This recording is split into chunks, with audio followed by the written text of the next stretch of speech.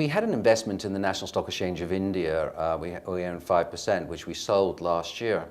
I think we haven't been able to really work out what our role can be in India. It's an evolving infrastructure, it's an evolving market model, and I think we're looking with interest at it as it evolves, but we're really not sure how we play out in that market, our services and our own market models. We have good relationships with the markets there, but there's no concrete plans for us to do anything in the Indian market. With China, I think we do have MOUs with the Shanghai Stock Exchange and with other of the derivatives exchanges in China.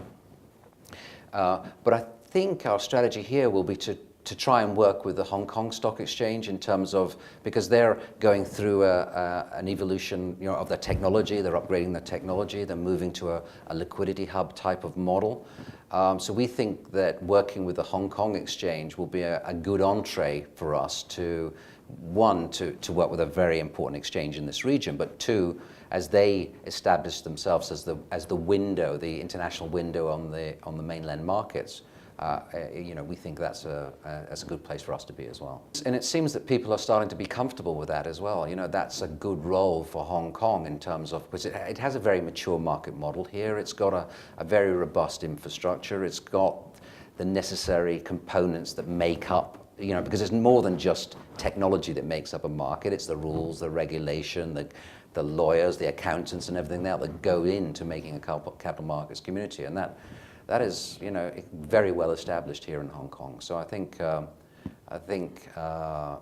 everyone recognizes that, and I think that's an important. As you see Chinese companies listing in Hong Kong, seeking to access that international community, but over time, China will develop its own international presence in its core markets.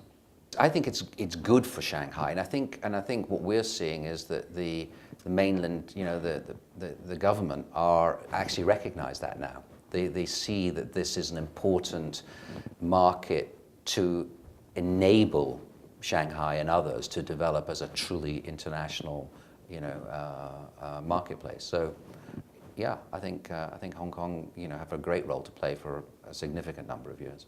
It's all part of the shrinking of the global capital markets. As markets cease to operate independently of each other, as participants are looking to diversify their portfolios across geography, across product, the ability for any participant who is serious about global capital markets to execute business on other exchanges from the local domicile, I think is a core part of the journey of really developing this global capital market we keep talking about.